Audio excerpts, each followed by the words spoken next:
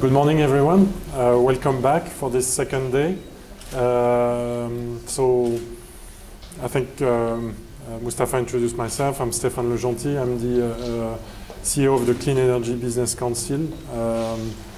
We're trying to promote clean energy in the Middle East. Today, I think we're going to go into more details and in deeper details from what we've discussed yesterday. Yesterday there were a lot of different sessions, topics, but we didn't really go into details. So today it's more the training session. We'll go a little bit more into the things that can be done to save energy, to increase energy efficiency in space cooling. So I'm here to introduce the session today. I think the objective of the workshop today and the outcome is really providing you an overview of space cooling and the relevant best practices and technologies and business models that can be used. You will have speakers from coming from Europe to share what has been done, what is done in Europe, but also speakers from here from the GCC.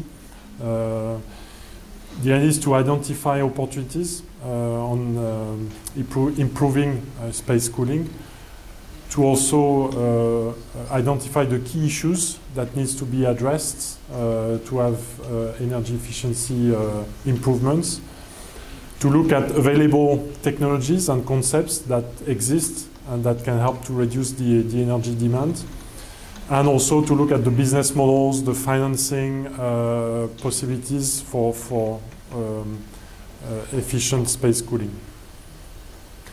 Now, I think we have a certain number of challenges and opportunities, and I would say energy efficiency, it's really a key driver for the clean energy transition. What we see here in the GCC is that for a very, very long time, energy was a very cheap element. You know, the electricity, the petrol for the car, the water, all this was extremely cheap, and nobody really looked at what was consumed, because anyway, it doesn't create a lot of issue for your pocket. So. This has led to, I would say, some issues that we are facing now, which is that it was really overlooked. So new buildings were built without thinking about energy. Things were done without really thinking that one day energy could be more expensive. So now you have an issue, and it's all across the GCCs, that there are like a lot of buildings existing across the GCC that are very inefficient, and in the context of prices coming up, it creates a lot of issues for the costs. You start to see the bills increasing dramatically, and that's a very important aspect that needs to be tackled. And I would say the energy efficiency is really the thing that needs to be done, both at the initial stage, so before building new construction, it needs to be looked at carefully so that when new buildings, new towers are being built, they are efficient and they will not cost too much in terms of running expenses. But also all the existing stock that is here everywhere, how can we tackle this to make sure that the bills are not exploding? So that's, I think, the challenge that we have. But it's also opportunities. So challenges for energy efficiency is that, you know, people talk a lot about renewables, solar panels. This is something that is very interesting. It's very visible. When people put panels on their roof or panels in the garden, you see them. It's something that is visible. The problem of energy efficiency is that it's not visible. You will not see, for example, in this building, if you improve the things, you will not really see it. Except maybe if the lights are changed to LEDs, you will see a little bit, oh, something has been changed. But improving the air conditioning, nobody will know, nobody will see it. So it's an issue, is that it's not visible. It's also more complex to manage, especially in existing buildings when you have an existing equipment, existing systems, you want to improve that. It's not that simple. Renewables, okay, you just put panels on the roof. I'm making it maybe a little bit too simple, but it's not that complex. The thing is, renewable energy will not replace energy efficiency. Renewables are just a way to switch from one fuel to another. Instead of using oil, you would just use the power of the sun. But you will not save energy, you would just replace energy. Energy efficiency is different. Energy efficiency is about reducing the consumptions. So I would say renewables and energy efficiency are two things that needs to be done, but they are complementary. They are not going one against each other, or you should not just do one thing and not the other. So in terms of opportunities for energy efficiency, well, first of all, it reduces the dependency on energy, because if you use less energy, then you have less risks, I would say. You are less dependent.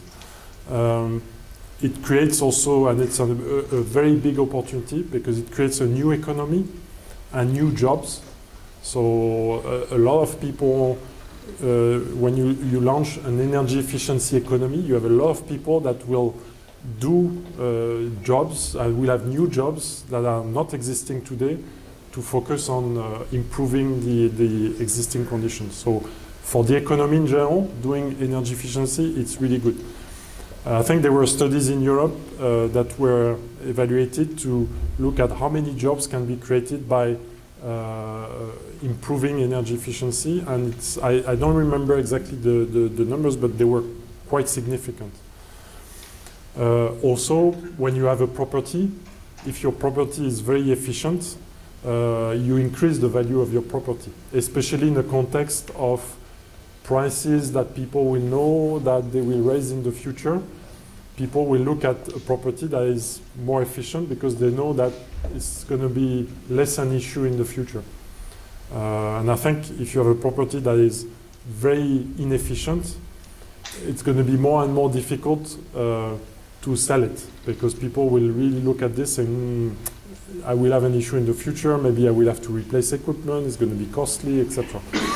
So that's also something important, is that when you improve your property, you improve its value. So our session today, it's about different topics. The program will look at how to make newer buildings efficient from the start. So we'll hear about the certification from Eurovent Certita as a requirement for new cooling equipment. So the idea here is, if you are putting new cooling equipment in a new building, start right from the start with very efficient equipment, because then it's something that you are investing for the future, and you will not have to touch the equipment again in the future to improve the efficiency. We will look also at improving efficiency in existing buildings. We will talk about technological options for space cooling in new buildings. We will hear also about energy management practices that help reduce the consumption in buildings. And we'll hear also about business models and possibilities of financing those works. And also, at the end of the day, we'll hear about manufacturers that have very, very advanced equipment, and that will give us good insights about what the industry is doing and what are the things that are the latest technologies that exist for efficiency in space cooling. So that's what I wanted to say this morning.